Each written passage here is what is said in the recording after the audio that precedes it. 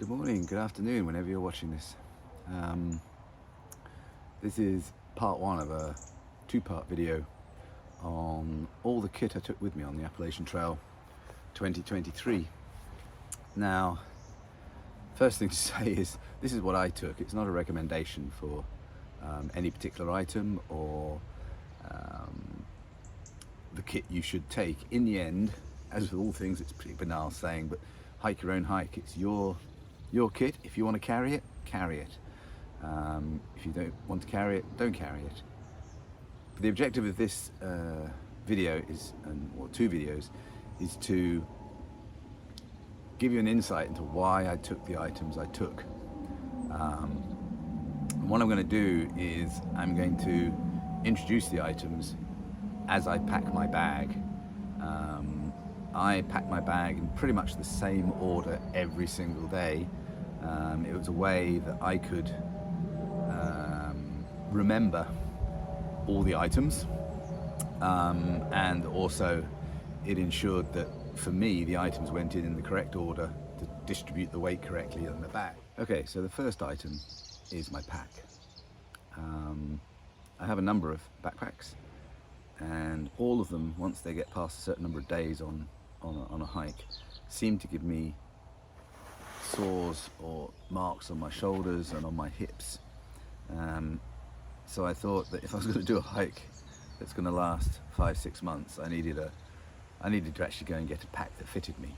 So I searched a lot for custom packs, and lo and behold, here in the UK we have a fantastic company called Atom Packs, and they offer a custom pack. Now this is the Mo, it's 50 litres.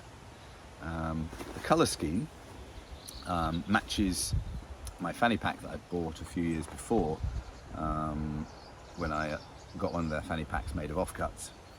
Very good fanny pack. I did start with it, eventually I put it in my bounce box and moved all the items that are in it into my pack, but yeah, equally as good. Now obviously you can go to the Atom Packs website and find out all the materials that make up the pack. I'm aware it's a Dyneema material. I don't know what type of Dyneema it is, but it's Dyneema material. One of the things that is the case is I never used a pack cover. As you'll see as I pack my bag, I use an inner sack to keep all the things I wanted dry. But even the other things I put in my pack, which were not in the inner sack, they kept dry. So despite all the rain we had in Vermont and other places, everything in my pack pretty much stayed dry, and that's without a pack cover. Now there are lots of features about this pack that I like. I'll mention a few of them. I mean, I've got 2 bottle holders on my shoulder straps. It's only because I like to have my water close to me here. I don't like reaching around the back to get water. I also, when they made the pack, I wanted the stuff pocket that's on the base of the pack, so when I'm walking along with my right hand I can just stuff it in there, get some snacks and stuff the rubbish back in. That worked really, really well. There are lots of other features on here. There's a plate inside the pack that you mold to the shape of your back, and obviously being custom made, my torso length and my hip width were all measured by Atom Packs people, and they were very, very good. I went up for to have a look at them and have an appointment, and they were extremely kind. They're really good people, and they spent a lot of time getting the right size for me, bearing in mind I was slightly larger when I started to when I was finished,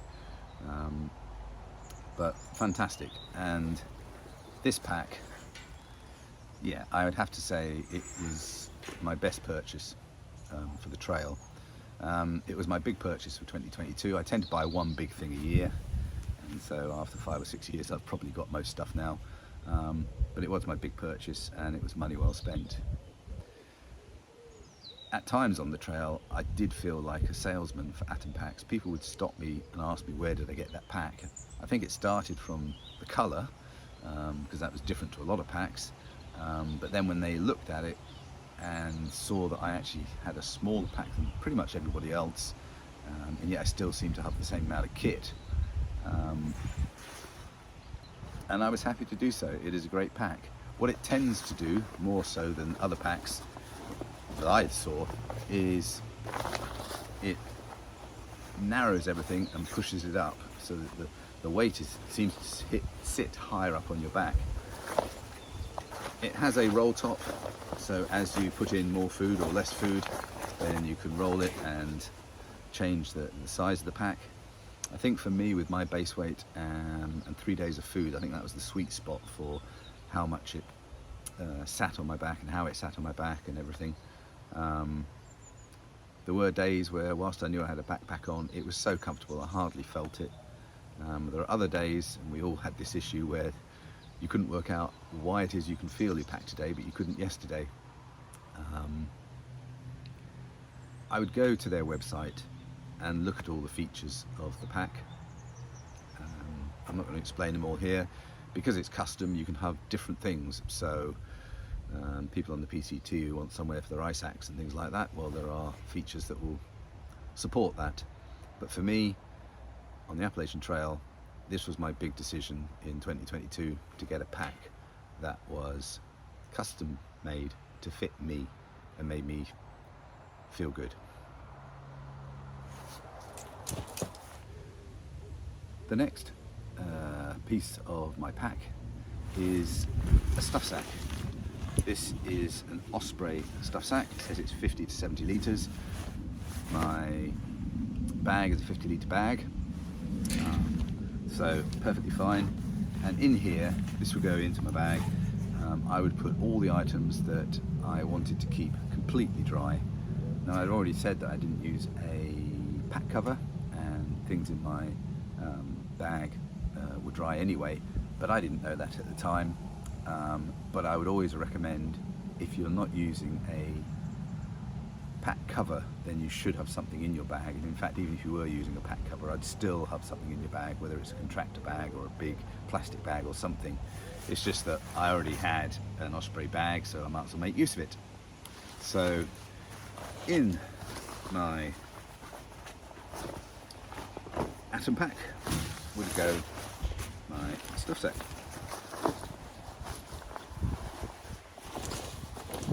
And this process would be exactly the same process that I did and followed every single day on trail.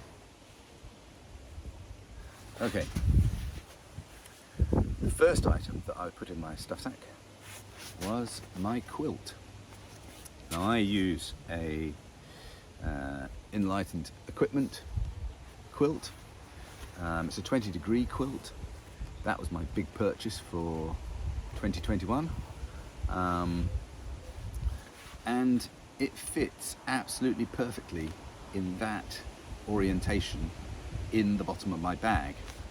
Now, I know some people just don't keep the stuff sacks for all the items that they have. I do, and I do use them.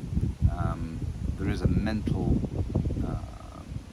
tick box for me that my sleep system is 3 bags. So my quilt, my pillow, my sleeping pad. But what can I say about the quilt itself? Yeah, fantastic quilt, Enlightened equipment. I bought it online from the US website. I used a discount code from the Trek podcast, Backpacker Radio podcast, which in the end equaled the amount of duty I paid. So the discount I got equaled the amount of duty I had to pay to get it into the UK. So whatever the US dollar price was, that's essentially what I paid. I use this every single day. It has a foot box, which I engaged every single time. It has 2 straps. One's about knee level to strap the quilt around your, or or two or close to your sleep pad. So one at knee level and one a bit higher up. I never use the higher up one, never have, but I've always used the sort of knee level one to at least keep that bit of it attached to my pad. As I say, I used it every single day. There were a couple of days where it was quite hot where I just kicked it off, but otherwise it was the only cover I had, and that is the first item that goes into my bag. And as I said before, it goes in that orientation in the bottom of my bag.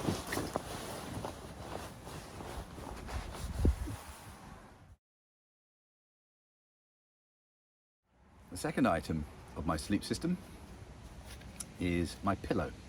Now I know for some people pillows are a luxury. For me it's not a luxury. I need to have a pillow to go to sleep. And I have tried all sorts of different things, different makes of pillow, using my clothes bag, clothes stuff sack with a t-shirt over the top, all sorts of things. But actually in the end, I think for me, a pillow that blows up is the right style of pillow. And then this one, which is a 4-class pillow, it only cost £15 from Decathlon. A couple of things I like about it. It has a material outer that you can take off and put through the washing machine, because obviously if you're lying on it for long periods it does get dirty.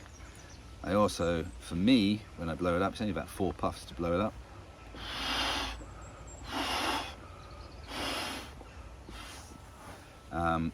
Has a nice little feature on there where you can just press and it lets the air out. I never blew it up fully. I always had it partially blown so that there was some give in the pillow, but that was my pillow. And packing it away was part of the routine. As I said before, I kept all the individual stuff sacks for the individual bits of equipment.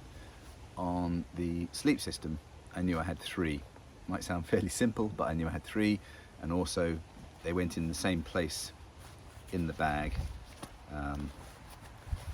so I knew that the bottom of my bag was my sleep system.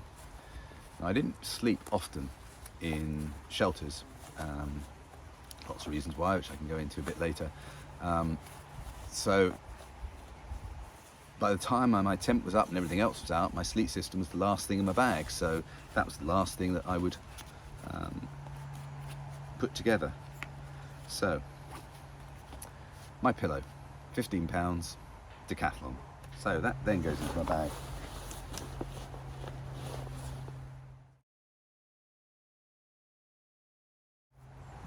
The next thing is my sleep pad.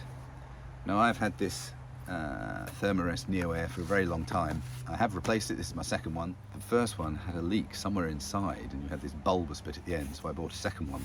But I would say I used it every single day. I blew it up manually. I didn't use the little sack they give you. I just couldn't get it to work. I suppose if I tried a bit harder I probably could, but I blew it up and that was fine for me. What I would say is that very quickly I worked out which side of it was on the floor of the tent and which side of it was on, I actually lay on. So I made sure that that was repeated over and over again. So essentially one side, the side I lay on, is the dirty side and pretty mucky, and the side that was on the bathtub floor was the same side every time. I've no idea if that's the right thing to do or wrong thing to do. That's just what I did. As I said before about straps, in here you have these straps that go round the sleeping pad, and then these 2 clips clip into the Enlightened equipment quilt. Now I use the one at the bottom of the quilt that really attaches sort of knee downwards, and the other one I never used, but in the end I actually used it as a belt on my first pair of shorts as I lost weight and I didn't have a belt, and that seemed to work pretty well. I don't have it anymore because I got rid of the shorts, and I suddenly realised once I got rid of them and I threw them in a bin in, I think it was Kent in Connecticut, might be wrong, I think it was. I'd thrown away the little strap, so, but I've never used the top strap. So that's just where it goes. And this goes into my bag. So now my bag, right at the bottom, I've got my quilt and then my sleeping pad and my pillow. And they form a 3-inch, 4-inch piece at the bottom. So this piece, to here to here, is exactly the same every time. It's soft, but it's also lifts everything else. For a few days in the Smokies, I did carry a silk liner with me from the beginning. I used it twice. The reason I'm a quilt user is a sleeping bag user.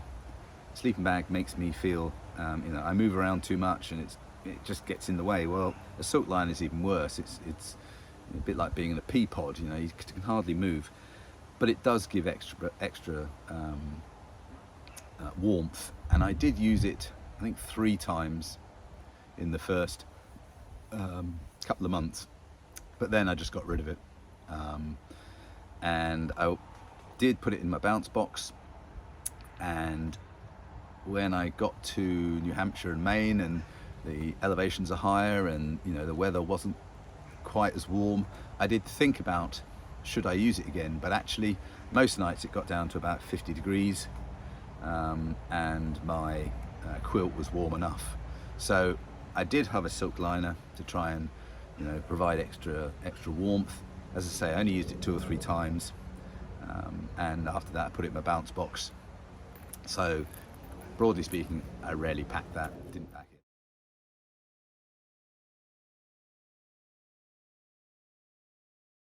The next bag I put in my stuff sack, was in the green bag, were my clothes, spare clothes. Now I also put my passport and a credit card in here as well, which I never used, but obviously I've got to carry my passport with me. So in my stuff sack,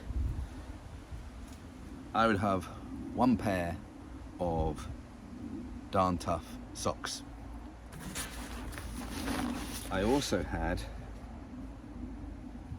a top from, where is it? From a company called Zero Fit, and this was my emergency top. I only wore it twice. It's incredibly warm. I would say it's the same as wearing a merino under and then an outer of some sort. It's incredibly warm, and that was my emergency top. As I say, I only wore it twice. I think once in Rowan Mountain Shelter, and can't remember what the other time was, but I didn't wear it often. But that was my emergency top. So I had a pair of socks and an emergency top, and I also had a pair of ex officio pants. So that was the total of my clothes bag that I carried. Now, I didn't carry very many clothes. The trips I've done in the past, I realized that the 2 big items that weigh a lot are your clothes and the food you're carrying. And when I started many years ago, I had an outfit to sleep in, an outfit to walk in, an outfit I might go to the pub or wherever, and very quickly realized I didn't need all of those things. Maybe it's a bit light as to what to take, but that was my spare clothes. Now, obviously throughout the hike, conditions change, and when I started in Georgia and North Carolina, obviously it was a lot colder, and I didn't carry certain clothes, but I wore certain clothes. And obviously having a bounce box, I could transfer them into the bounce box. So it's probably a good time just to go through what I actually wore. Now, throughout the whole trail, I wore a pair of shorts. Now this is the second pair that I'm sure it is Kent that actually got these. But this particular pair has got an inner so I didn't wear any pants. But up to the first pair I had, which came from Decathlon, I think they're only £10 and they're for runners, I wore a pair of ex officio pants underneath. So I wear a pair of shorts. I also wore a pair of darn tough socks. I was in the second video, I'll go through shoes and what I wore, but I only wore socks. I didn't have toe liners or anything like that. I just bought one pair of socks. Now I came to Darn Tough about 3 years ago, and to be honest, I've not left. They're unbelievable. I did actually make use of the exchange twice on trail, which was really good. So this was a pair that probably has only done 400 miles or so. My first pair had done about 3,000 miles and were looking pretty sorry. So it was in Duncannon when I did the first exchange. Yeah, so that was good. So I wear shorts, I wear socks. I then wear one top, and this is a change of top that I started in Kent, I think. So I only ever wore this one top. So one top, one pair of shorts, one pair of socks. That's what I wore.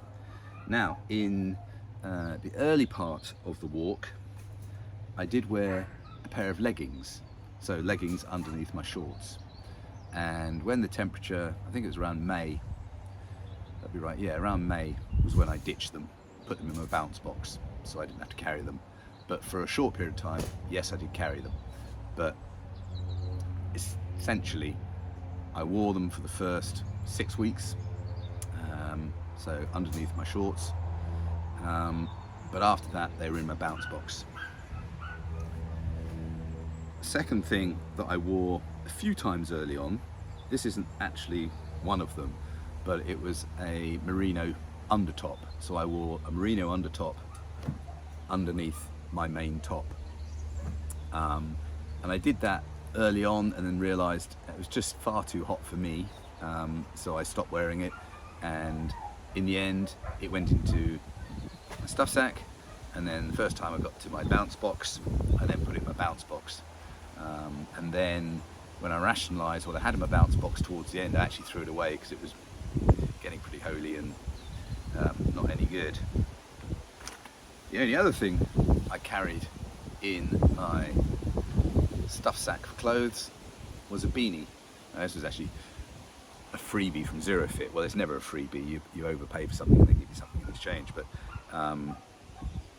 yeah, extremely warm. As I say, I really only used this in the first 6 weeks or so.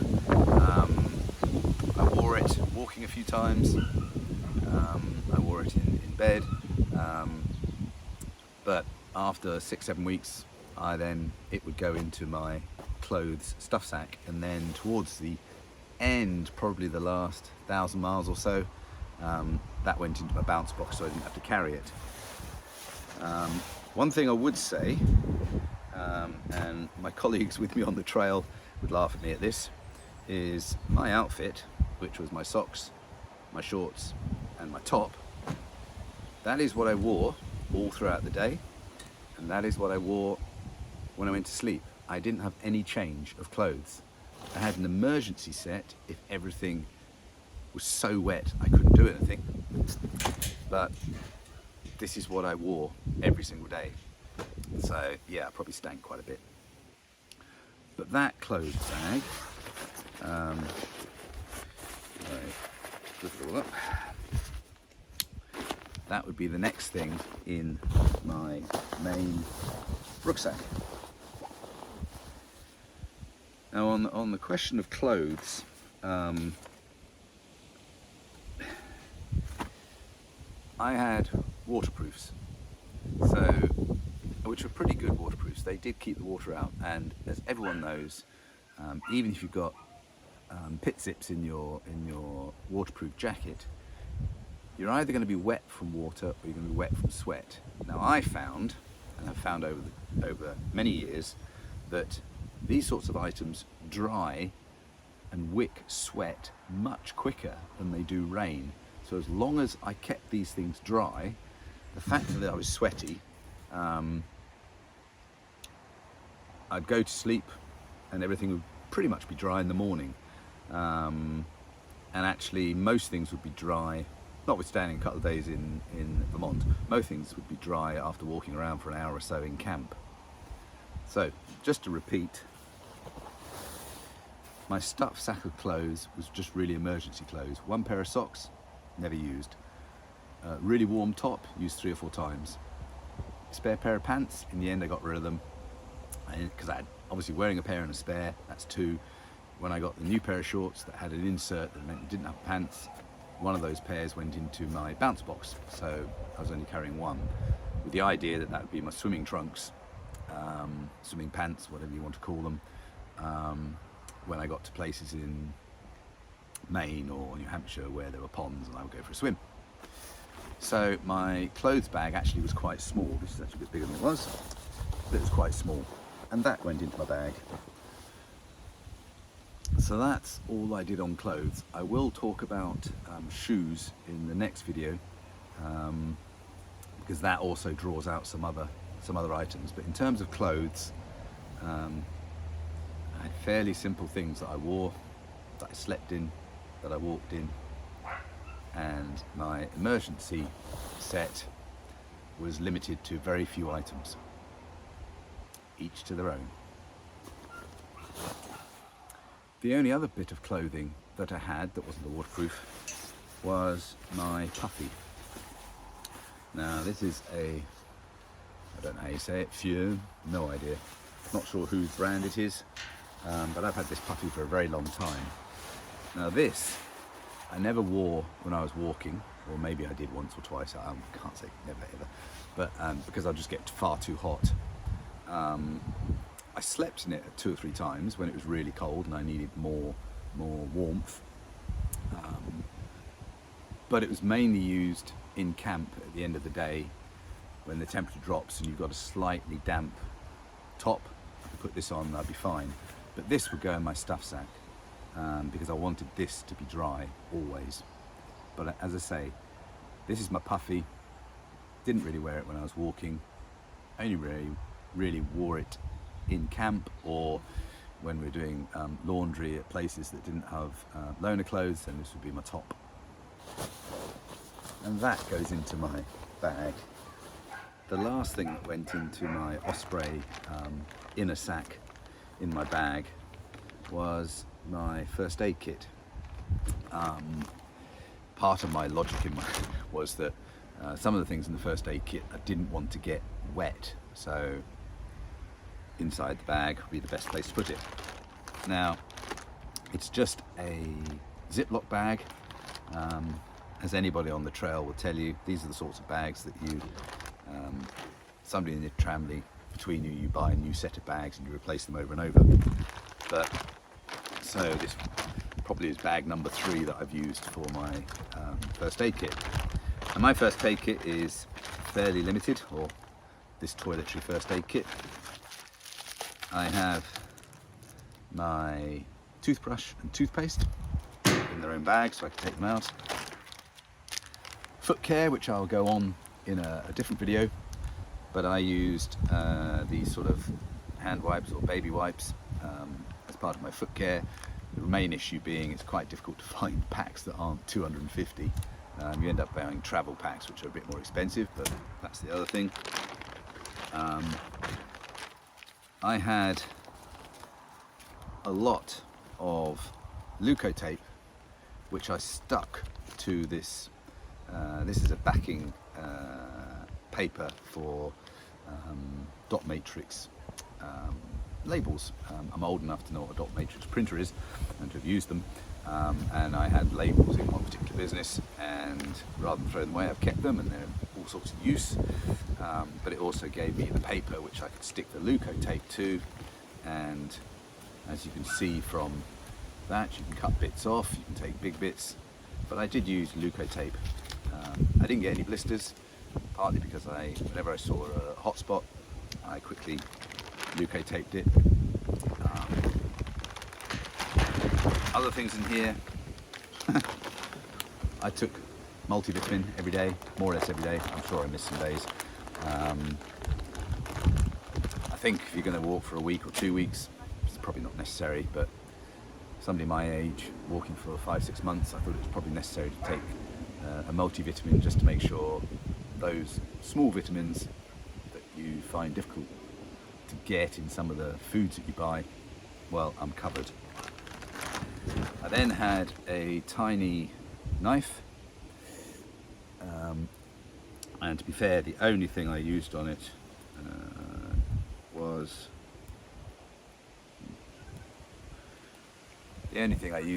the scissors to cut leukotape, cut toenails, cut some bits of other tape. Never used the knife on it. That's another piece of it.